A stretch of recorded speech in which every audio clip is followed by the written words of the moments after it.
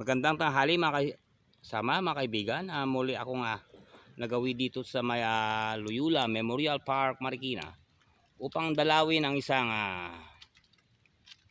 puswar actress mga kasama na taga Pangasinan mga kasama.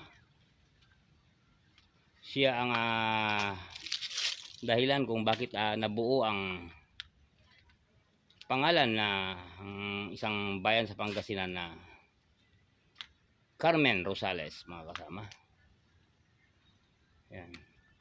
Siya isang actress at guerrilla fighter mga kasama.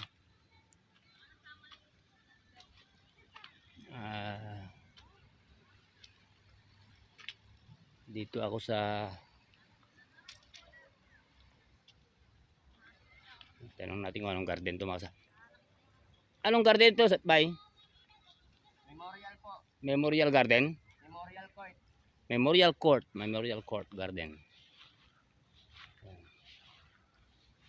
Ito ang libingan ng isang actress na puswar siya mga kasama. Mga panahon pa ng hapon to mga kasama.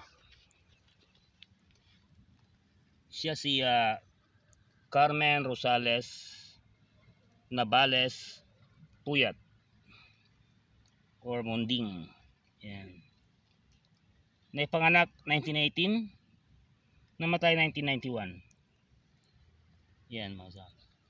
Carmen Rosales Nabales Puyat. Ito ang kanyang libingan mga kasama. Yan.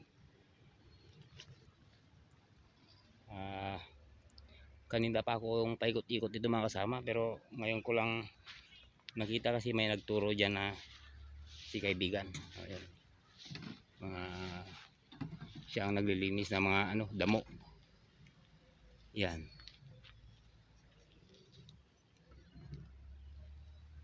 Ito lang, hanggang dito lang ata mga kasama ang aking vlog at paulan-ulan eh. Oh. At ako'y sisilong mga kasama. Magandang hapon sa inyong lahat at maligayang panonood sa aking mga vlog.